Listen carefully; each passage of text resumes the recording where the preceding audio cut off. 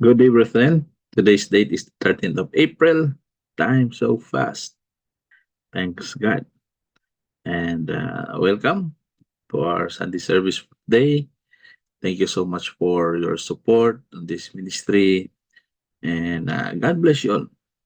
And thank you for spending your time with the Lord today. So before we proceed, let's have a short prayer. Let's pray. Our Father in heaven, Lord God, thank you so much, Lord, for this day that you have provided to us once again, to gather ourselves together in your name to give you thanks and praise for today with our songs and hymns and our prayers, Lord. We come to you, Lord, today. For this is your reasonable day. This is the day for you, Lord. Thank you so much, Lord, for being here with us as always. And we pray, Lord, that as we go along with this service, you will always guide us and give us all the knowledge and wisdom, especially in the preaching for today. Lord, we pray, Lord, that you will bless all the brothers and sisters who are here at this time for supporting this ministry. Pray, Lord, that all the best and grace you will provide it to them. Thank you so much, Lord, for everything. This we ask. In Jesus' name, amen. All right, brethren, so before we proceed with the scripture reading, we'll offer a song for the Lord. Thank you so much once again.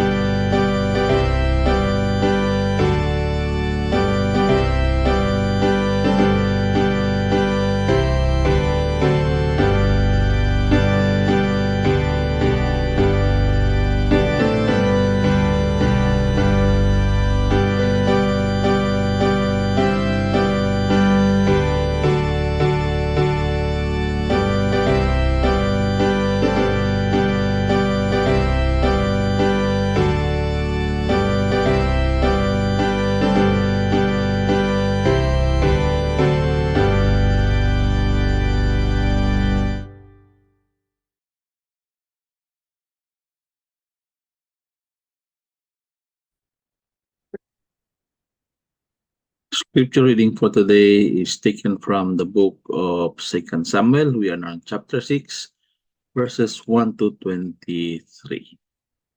The ark brought to Jerusalem.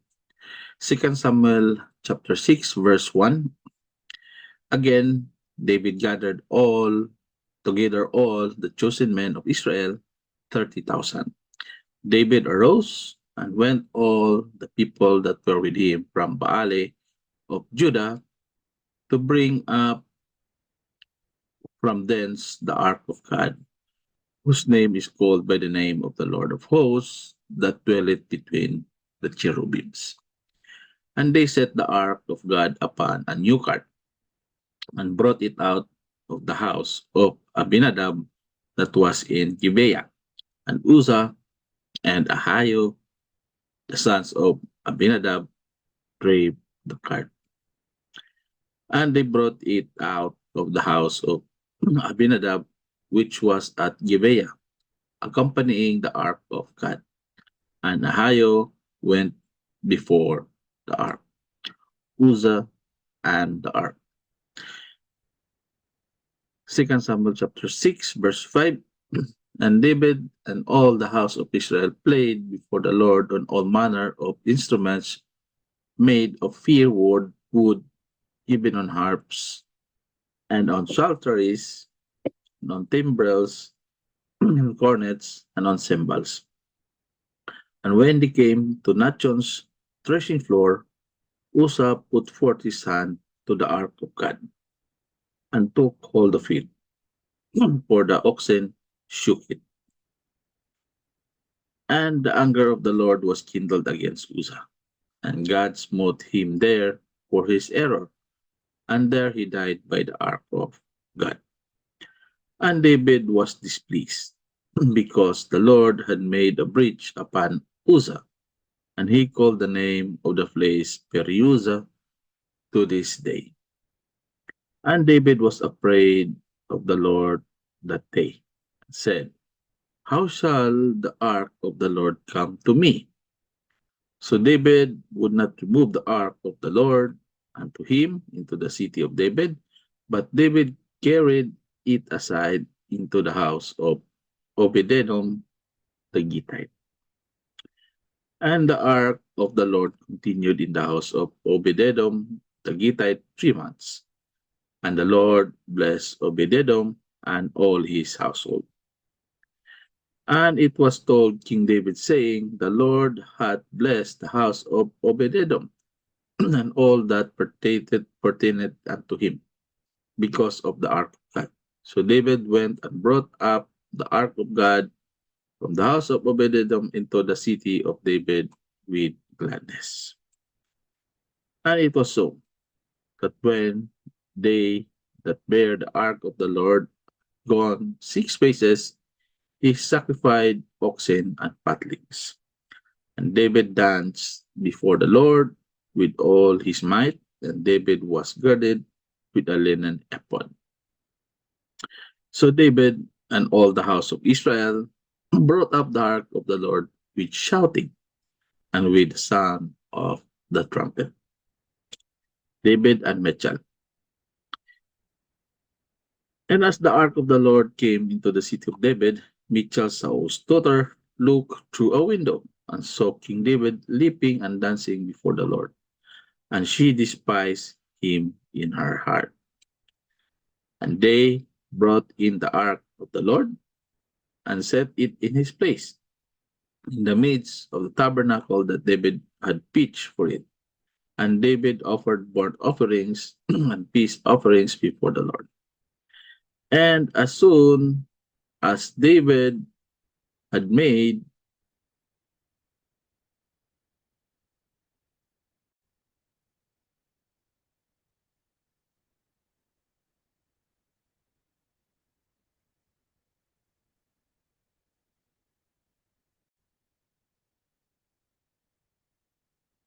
and as soon as David had made an end of offering burnt offerings, peace offerings, he blessed the people in the name of the Lord of hosts. And he dealt among all the people, even among the whole multitude of Israel, as well to the women as men, to every one a cake of bread, and a good piece of flesh, and a flagon of wine. So all the people departed, every one to his house.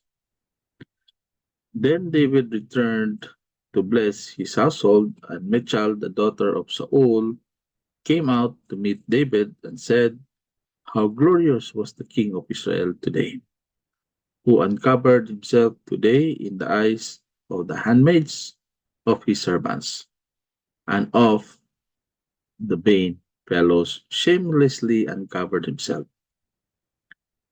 And David said unto Michal, it was before the Lord, which chose me before thy father and before all his house, to appoint me ruler over the people of the Lord, over Israel. Therefore will I play before the Lord. And I will yet be more vile than dust, and will be base in mine own sight. And of the maidservants which thou hast spoken of, them shall I be had in honor. Last verse. Therefore Michal the daughter of Saul had no child until the day of her death. This is the word of the Lord.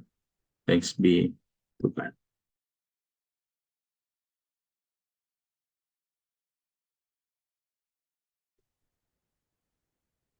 Father and his brothers and sisters, for our intercessory prayer.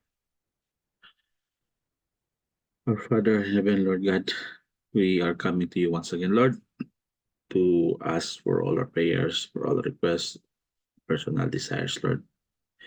You can see it in our hearts, in our minds, in our thoughts, Lord. All the things that to request from you, we pray, Lord, that you will grant us these prayers, Lord, in your time and in your will.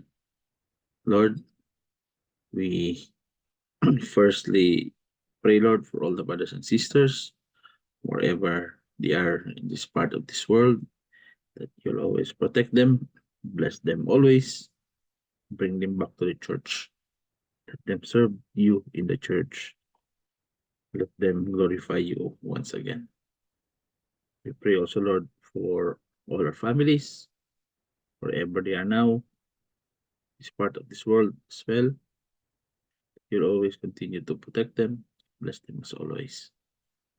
Lord, we pray also for all our friends, all our colleagues, all our acquaintances, and we pray, Lord, to those broken relationships that you will heal and give peace, Lord. We pray also for the our friends who is suffering with sickness this time, all our brothers and sisters, physically and mentally, you will heal them, Lord. Thank you so much, Lord, for always extending your help to us. And that we pray also for our jobs, our incomes. We pray that as we go along every day, facing so many certainties in our job, so many challenges, so many workloads, so many problems, so many stress, Lord. We pray, Lord, that you'll always give us the strength to carry on and to combat all the stress that we are facing, Lord. We pray, Lord, that you'll give us more power in doing everything, including in finding the uh, things that we need, Lord, especially the monetary, Lord. We pray that you always provide it to us in your time and in your will. Pray, Lord, that you help us with our financials, help us with our the things that we need every day. And we pray also, Lord, for all the plans that we are having, Lord. We pray, Lord, for their success. Help us, Lord, to be uh, a better Christian, Lord. Help us, Lord, to walk straight towards your very narrow path, Lord. Keep us focused, Lord. Stay in our hearts. Stay your Holy Spirit within us. Thank you so much, Lord, for everything. This we ask in Jesus' name. Amen.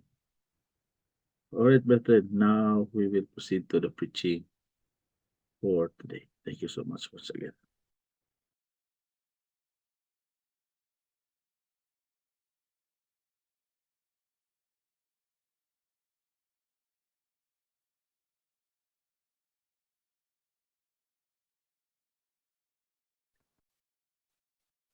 Brothers and sisters, Now we are coming to preaching for today, and the preaching for today is all about joy. What is real joy in our lives, actually? So, by now, most of us are getting a bit more used, let's say, used to the changes that is happening this year, and also the changes that will be happening in the next year.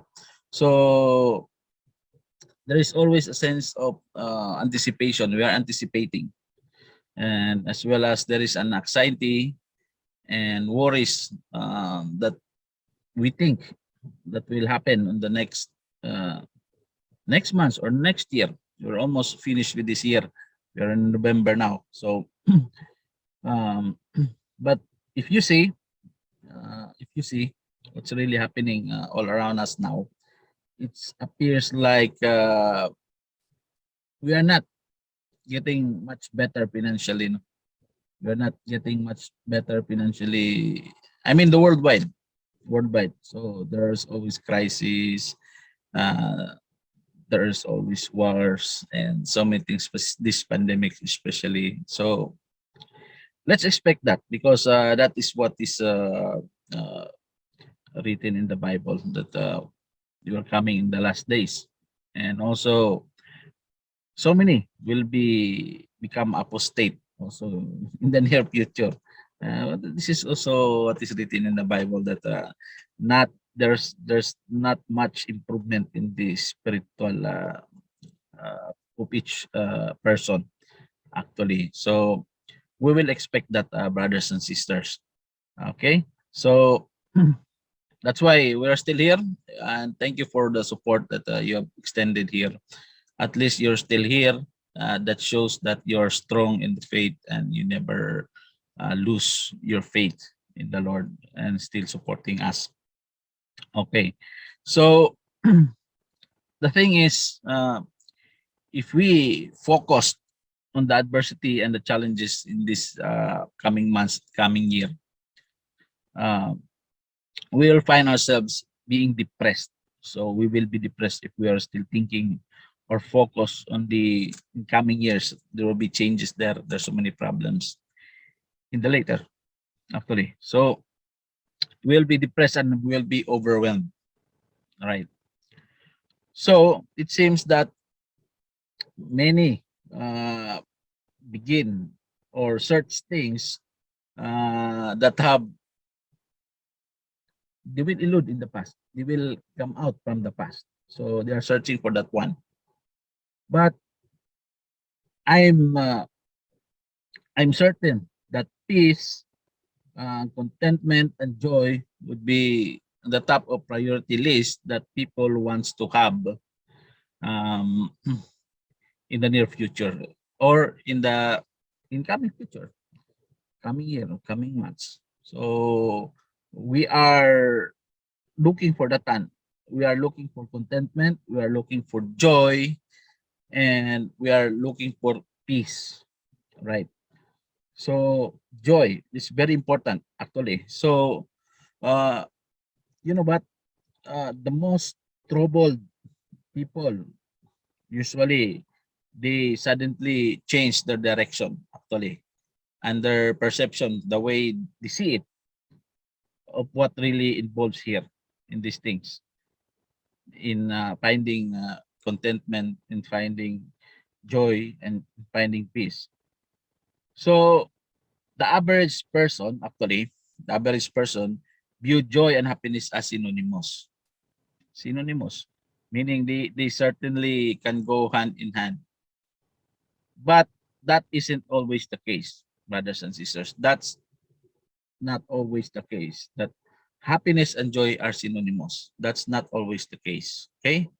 Happiness is based on the current surroundings, us, our surroundings, our environment, right? Happiness is based on the current surroundings. It is more external emotion. Okay? It's external only, external emotion that comes and goes. So that is what happiness is. But see, the real joy is based on a relationship. Okay? Take note. that real joy is based on a relationship. Okay? So it is being internal and lasting. So happiness, remember, it's only on the surroundings. So it's temporal. And it will just comes and goes. That's happiness. But the real joy that we are going to discuss today, would be is something that is internal inside. Okay, it's inside and it's lasting, right? So what is it about? Okay, so real joy, the basis of real joy. This is our topic today. Okay, so before we start, let's have a short prayer. Bow our heads. Our Father in heaven, Lord God, use me, Lord, as a channel of your message, Lord, that I will be able to share or to share, Lord, or to expound, Lord, to all the brothers and sisters for them to understand what you really want us to to know about the basis of the real joy in our hearts, Lord. Lord, as we go along, Lord, open our hearts and mind for us to understand all the things that we are going to discuss uh, today, Lord. This I ask, in Jesus' name, amen. Okay, going back. So our topic is basis of real joy, right? So in this passage, let me share you my screen first, right? So this is our topic, the basis for real joy. Our text is taken from First John 1, 1 to 4. First John 1, 1 to 4. Let's read these verses here, right? Okay, so these are the verses. First John 1, 1, that which was from the beginning, which we have heard, which we have seen with our eyes, which we have looked upon, and our hands have handled of the word of life. Remember, word of life. For the life was manifested, and we have seen it, and bear witness, and shew unto you that eternal life which was with the Father one was manifested unto us. That which we have seen and heard declare we unto you, that ye also may have fellowship with us. And truly our fellowship is with the Father and with his Son Jesus Christ.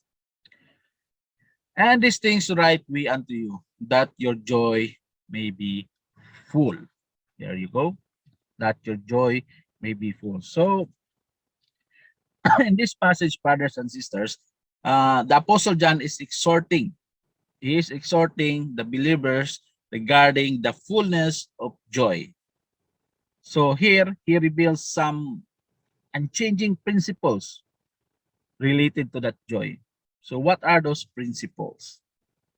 Okay, so out of these verses, we will discuss the basis of real joy, right? So the first one, the principle, okay? The principle, that which was from the beginning, okay? So keep in mind that John was writing to the church at large.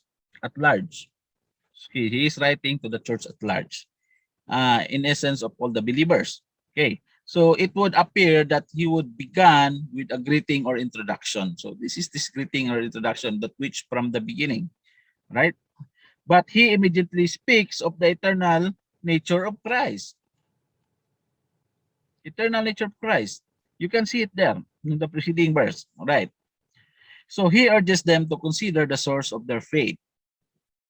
Okay, consider the source of their faith. So the principal element of Christianity. So this is the principal element of Christianity. This should come as no surprise because every time John began his gospel account of our Lord in the same manner. If we see in John, this is First John, but in John 1:1, he's telling also the same. Okay, so in the beginning was the Word. Okay, and the Word was with God, and the Word was God. Who is the Word here?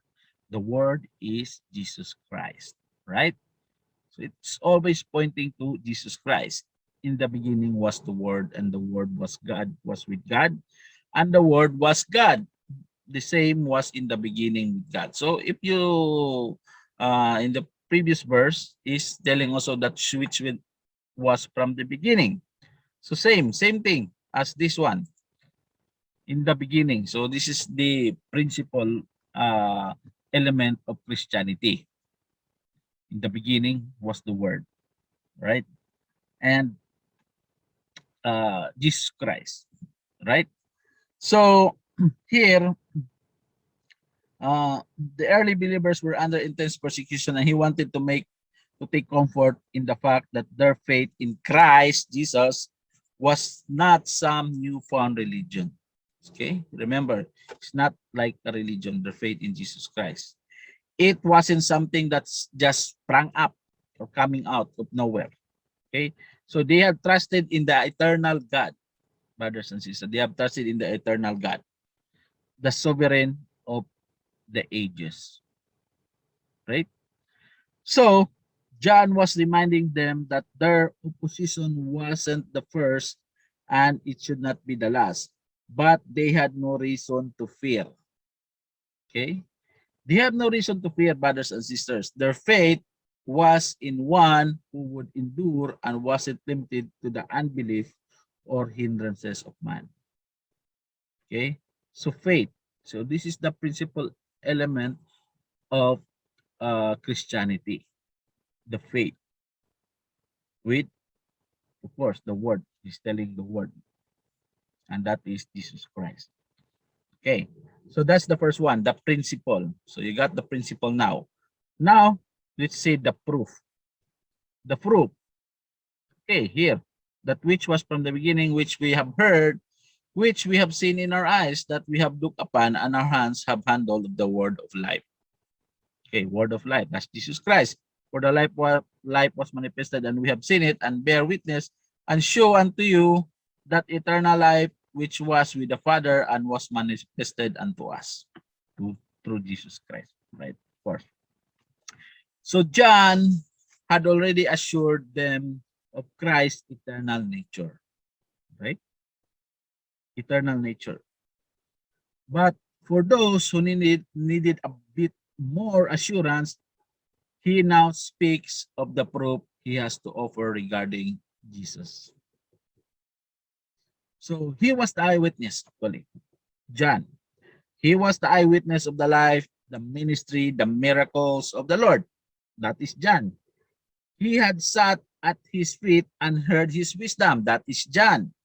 His eyes and beheld the miracles he performed. That is John. John was there as he died upon the cross, and he entered the tomb, finding it empty. That is John. He was among those who witnessed the Lord after the resurrection and receiving the instruction to continue in the faith and the furtherance of the gospel. That is John. Furtherance of the gospel. Okay. Now, Peter too reveals his eyewitness testimony of our Lord. Not only John, but Peter. Peter also there. For we have not followed cunningly devised fables, but we made known unto you the power and coming of our Lord Jesus Christ, but were eyewitnesses of his majesty. So here, he reveals the testimony of our Lord. He had not been part of something carnal, but he witnessed the glorious majesty of God himself. So we have never seen the Lord with his eyes, of course, but we all have encountered his glory and power, right? So the world may doubt or mock us, but we have undeniable and indisputable proof that our Lord lives and has the power to change lives. Take note of that, that our Lord has the power to change lives. So that's the proof. Now let's go to the proclamation. The proclamation here in 1 John 1:3, that which ye have seen and heard declare we unto you, that ye also may have fellowship with us. And truly our fellowship is with the Father and with his Son, Jesus Christ. Okay. So this is the proclamation, and we will divide this one. All right. So there are a couple of things that we need to consider concerning proclamation. And the first one is the obligation. Okay, what is the obligation here? That which we have seen and heard declare we unto you. So it is impossible for us to understand that all that John had hidden within his heart. Of course, we had enjoyed the very presence of Christ. He knew the Lord in an intimate way, and it had drastically and eternally changed his life.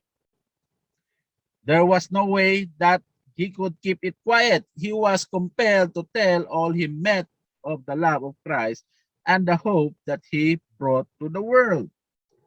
John was filled with abundant joy. Okay, basis of joy. John filled with abundant joy, and he wanted the world to experience the joy as well. That's why he write this one. John write this one. So he was simply sharing his personal encounter with the Lord. So we too should feel the same obligation. Brothers and sisters, you might argue that your life doesn't compare with the experience of John. Of course, you will argue with that. But I believe that anyone who has met the Lord in salvation has something wonderful and worthwhile to share. Has Christ not changed our lives? That's the big question. Have we not experienced a wonderful and fulfilling transformation in our lives? That's also a question. So how can we experience such wonder and keep it quiet? Obligation. We should not keep quiet, brothers and sisters. Other than obligation, there is also an expectation that ye also may have fellowship with us. And truly our fellowship is with the Father and with his Son, Jesus Christ. So John had one desire, to tell others of Christ, of course. This is his desire. He knew that what had happened to him, and he was convinced that Christ had the power to transform their lives as well. Like his life, he was transformed by Jesus Christ. In fact, he truly expected them to experience the wonder of salvation. Isn't it nice that John shared all these things to us? Okay. I believe that if we allow, providing if we allow fear and doubt to rob us our victory and joy, it's not gonna be for us, especially as Christians. Okay? So if we allow and doubt to rob us our joy and victory, then we ought to serve the Lord with a confident expectation. We need to serve the Lord with confident expectation. If he can save me and you, he can save anyone, of course. If John could enjoy his presence and fellowship, we can too. Of course, we also can. If the early church experiences power and great and mighty ways, we ought to expect the same. Our Lord is more than able to meet our needs and the needs of others, whatever they may be. The Lord will give us our needs, brothers and sisters. So that's the expectation. That's the expectation, brothers and sisters. Right? Transform their lives as well. And we should have fellowship with all the Christians. See? Fellowship with us, and truly our fellowship is with the Father and with his Son, Jesus Christ. This is where you should have fellowship. Okay, brothers and sisters, the expectation. Now let's go to the third part. Third part is the fourth part is that's the proclamation. Now in the fourth part is the priority. And these things write we unto you that your joy may be full. Priority. So John wanted them to experience the same joy that he did. Okay. So brothers and sisters, he knew what it was to experience a fullness of joy, and he realized that life was lacking without it. Okay. So the word full here means to abound, to be complete, right? Abound, to be complete. Oh,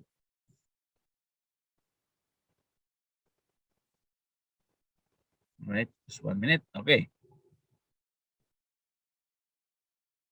Okay. So on the things write we unto you that your joy may be full. All right. So here, the full means here is to abound, to be complete. Okay. So there was absolute no reason for the believers to be lacking when it came to joy.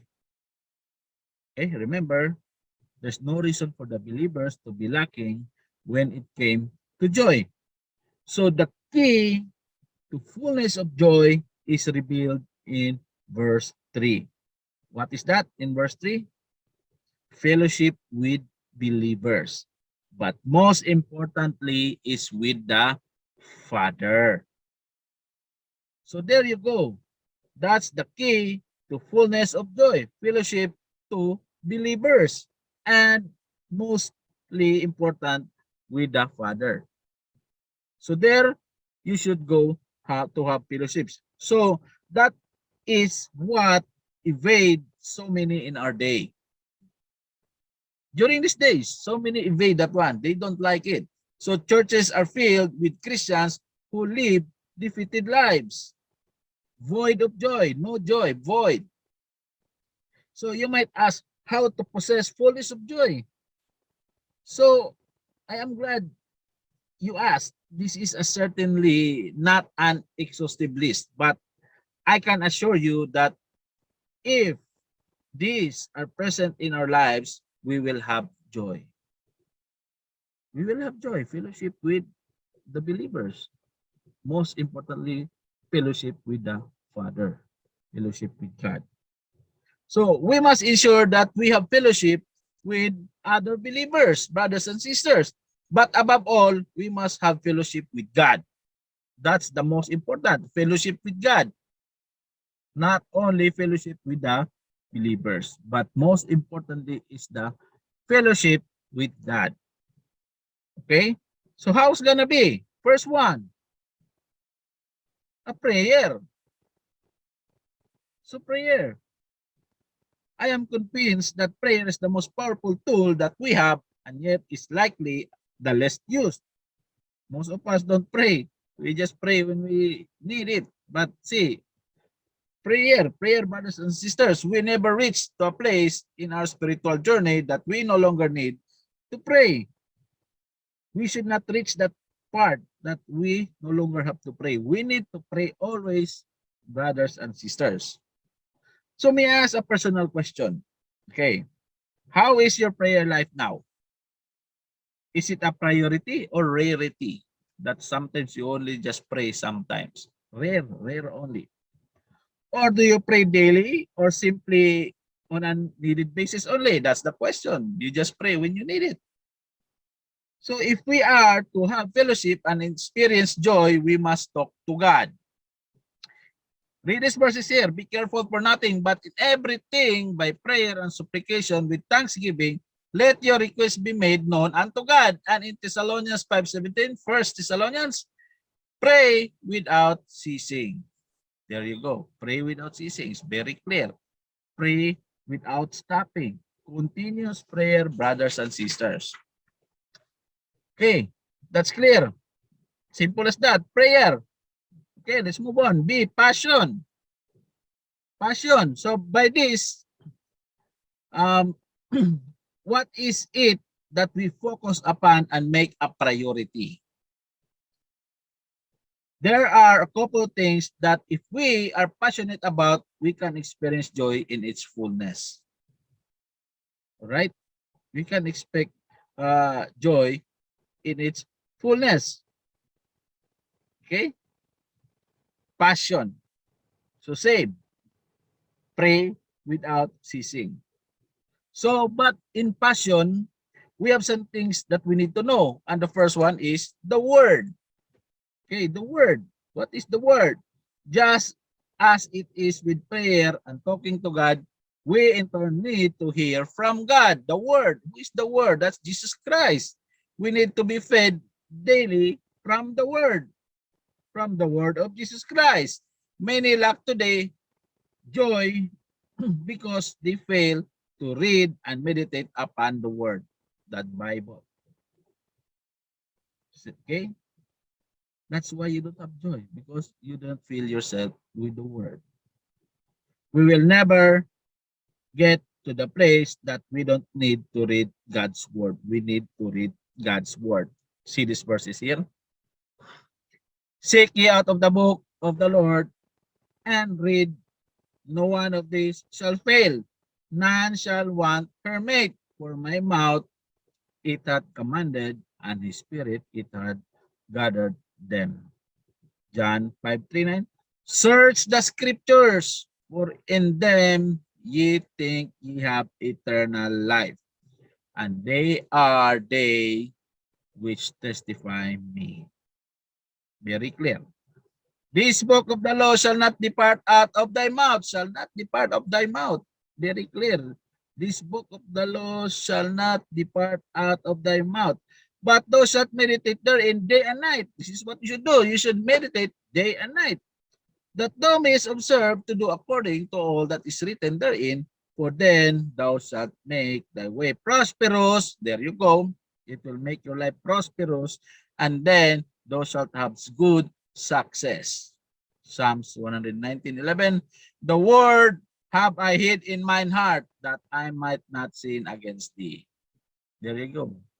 If you want to avoid sinning, keep the word hid in your hearts. That's the word. Next of the word is our worship. What is our worship? So we are to experience real joy. We must make worship a priority. It isn't something we can take or leave, or it is only a necessity. All right? Our worship. If you read this verses here, a song of the grace of David, I was glad when they said unto me, let us go into the house of the Lord. Let's go into the house of the Lord. That's the church. One thing have I desired of the Lord, that will I seek after, that I may dwell in the house of the Lord all the days in my life, to behold the beauty of the Lord and to inquire in his temple. That's the church. Psalms 84:10, for a day in thy courts is better than 1,000. I had rather be a doorkeeper in the house of the God of my God than to dwell in the tents of wickedness. Better be in the church than in the house of the wickedness. So there is something special about worship and attending the house of God. There is something special in attending the church, brothers and sisters. Okay, the word and our worship. That's passion. Not only passion, brothers and sisters. You should have passion on pray in the word and the worship, but you should have also participation. Okay, you should also have participation. So few seem to sense the need for an activity in their Christian life. They rarely put anything into it and rarely get anything out of it. So a lack of activity on the part of a believer is a sure way to grow self-satisfied and disinterested in the things of God. Of course, it's true. Most of those who complain are inactive. It is true. Those who are busy for the Lord are experience joy. That is very true. If they are busy for the Lord, they are experiencing joy. But those others who lack, they don't have joy in their lives. So, brothers and sisters, I want to challenge each of us to get busy and stay busy for the Lord. There's no place to sit down or quit. Read these verses. But whoso looketh into the perfect law of the liberty and continueth therein, he being not a forgetful hearer, but a doer of the work, this man shall be blessed in his deed. Okay, you will be blessed in your deed. And now, Israel, what doth the Lord thy God require of thee? But to fear the Lord thy God, to walk in all his ways, and to love him, and to serve the Lord thy God with all thy heart and with all thy soul. Serve the Lord with all thy heart, with all thy soul. I have fought in good fight, a good fight. I have finished my course. I have kept the faith. Participation. Participation, brothers and sisters, is important. So not only passion, you also have participation, but this one, we need to grow. So if we need to grow, we need progression. We need to progress if we need to grow. Not like spiritual babies only. We need to be mature in the word of the Lord. Not only spiritual babies drinking only milk. Sometimes we need to eat meat. Okay? Progression. So one sure way to experience real and lasting joy is to ensure spiritual growth. Of course, if you have spiritual growth, you will experience a lasting joy. So I can assure you that a life that is progressing spiritually will be a life that experiences joy. That's an assurance. Many seem unhappy because they feel as if their Christian journey isn't going anywhere. They feel as if they are in the same place.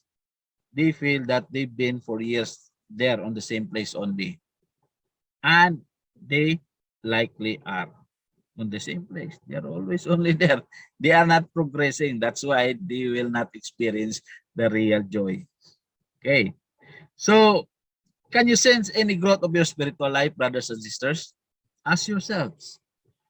So, if you are not progressing, you are likely regressing. You're coming back. So we need to be moving forward for the Lord, brothers and sisters. That is what the Lord desires for us. We must make the decision to pursue spiritual growth. Read these verses. For other foundation can no man lay than that is laid, which is Jesus Christ. But we all, with open face, beholding as in a glass of glory of the Lord, are changed into the same image from glory to glory, even as by Spirit of the Lord. Colossians 1:10, that ye might walk worthy of the Lord unto all pleasing, being fruitful in every good work and increasing in the knowledge of God. Increasing the knowledge of God. Progression. We cannot be spiritual babies only. We need to progress, brothers and sisters. Okay? There you go. That's how to have everlasting joy. So these are the basis of the real joy. Now let's go to the conclusion, the last part. So I pray, brothers and sisters, that we all enjoy a happy and a prosperous incoming months or incoming year for all the brothers and sisters. Now, things may not work out when or how we hope they would. Okay, that's normal. Things may not work out, but we can experience the joy of the Lord even in difficult times. You should know that one, brothers and sisters. Even in difficult times, we can experience the joy in the Lord. So I know that God wants us to experience His joy. He has given us His word so that we might obtain that joy. So fill yourself with the word, brothers and sisters. The joy is there. The joy is there, brothers and sisters. So, question now is there joy in your life or are you struggling through? Are you struggling through? So one thing is certain. One thing is certain and for sure. You can have joy if you want it. For sure. You can have joy if you want it. So I'm not about to promise that God will immediately remove all your problems. Of course, it will not happen. It will not happen instantly that all your problems will be removed. But sometimes there is, but I cannot promise because I'm only human. I cannot promise that one. But I assure you that He will provide joy in your life even if the problems remain. That's the most important one. Even though we still have problems in this life, we are facing some problems, but we can still have joy in our lives. We can have joy in our lives. So, what you need to do? Why not come and trade your burdens for the joy that only Jesus gives? Come to Jesus, come to God, and you will experience the real joy, right? So that's it, brothers and sisters, for today's preaching. And thank you so much for again supporting this ministry um, during these difficult times. But I pray that we will have all joy in our hearts. All I just ask is to fill yourself with the Word of God. Remember, we have discussed about participation in the church. We have discussed about passion. We discussed about prayer. All these things will give us the real joy in our hearts. Thank you very much, brothers and sisters. Let's pray. Our Father in heaven, Lord God, thank you so much, Lord, for the words that you have given to us today. And Lord, I pray, Lord, that the everlasting joy, the true joy, you will give it to us, Lord. Thank you so much for everything, Lord. We know, Lord, that joy is there. The real joy is there. We pray, Lord, that you put that one in our hearts. Even though we have so many problems nowadays, but still joy we can still avail. Thank you so much, Lord, for all these things. This I ask in Jesus' name. Amen. Okay, so there you go, brothers and sisters, and thank you very much for all your support. And God bless you always. See you again next